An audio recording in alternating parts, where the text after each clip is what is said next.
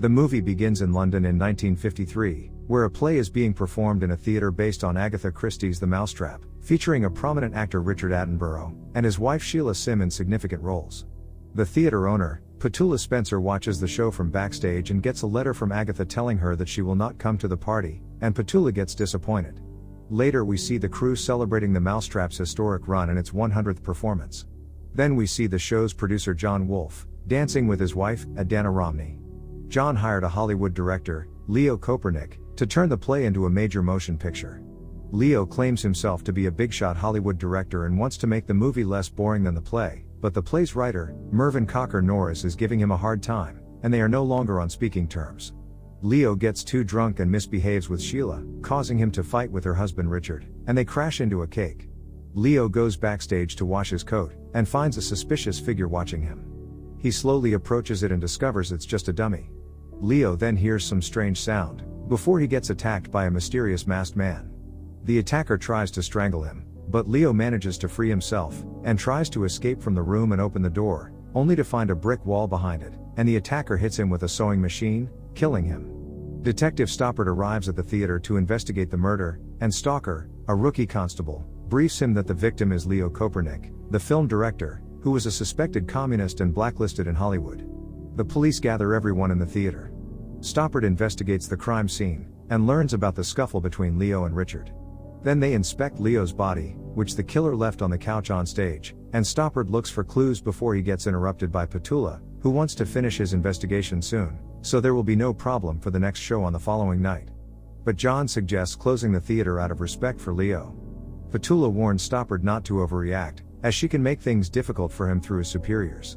However, Stoppard informs everyone that there may be another murder among them, as they were not only suspects, but also potential victims. So he decides to close the theater until they solve the murder. Commissioner Harold Scott scolds Stoppard for closing the theater, as the Home Secretary is a close friend to Agatha Christie, and he also had brought negative attention to the department. He directs Stoppard to assign Stalker to the case to show her how to do the job. Stoppard and Stalker arrive at the hotel where Leo stayed, and the manager informs them that Leo is not a very good guest. They enter the room and find it in a mess. Stoppard finds Leo's phone book, where he finds the phone numbers of many women. The manager mentions that the maids refuse to clean Leo's room as he always creates a scene. Once the manager witnessed Leo and Mervyn arguing over the script, where Mervyn threatened to kill Leo. They visit Mervyn, who is living with his nephew Gio, a hot-tempered person.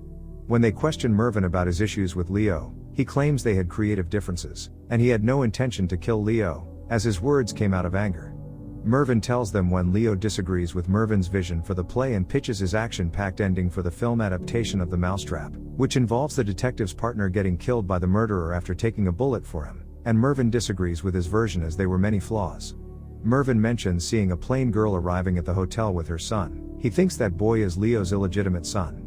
Meanwhile, John is at Shepperton's studio, and we learn that he is having an affair with his assistant, Anne Saville, who pushes him back when he tries to kiss her in public.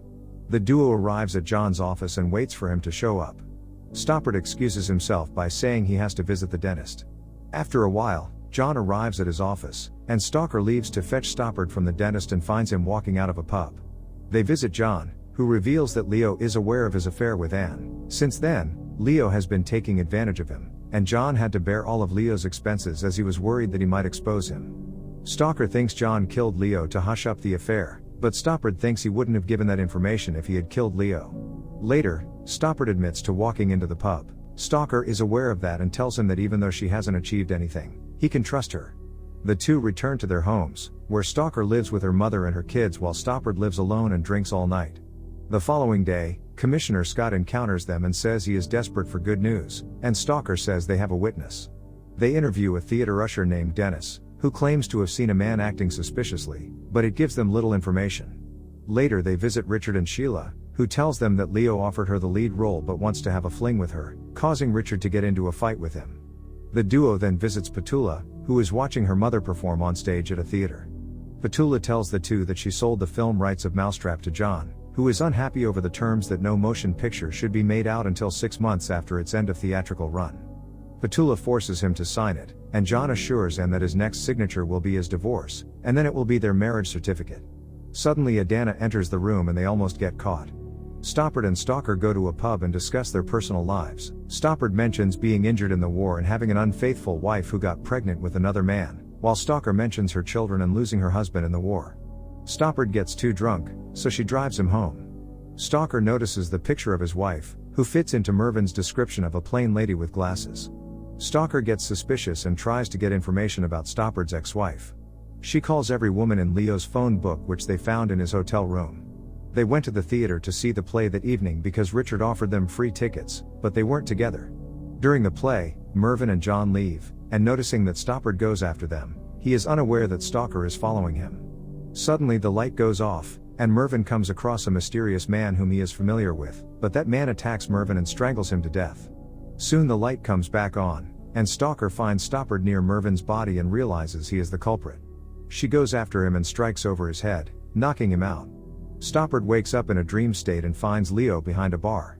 They drink together, and Leo asks if anyone is sad about his death. Stoppard doesn't respond, and Leo understands. Stoppard then tries to enter the door but gets stopped by Dennis as he can't enter unless he has a ticket, which he couldn't find. He looks through the door and finds the killer is stuffing Mervin's body with some material.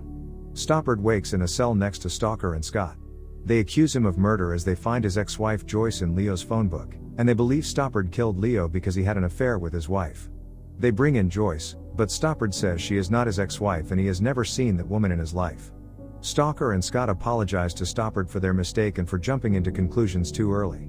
Meanwhile, Richard, Sheila, John, and Anne arrive at Agatha Christie's residence as she has invited them for dinner, but her butler, Fellows, refuses to allow them even though they have an invitation. Just then, Agatha's husband, Max Mallowan, comes downstairs and welcomes them.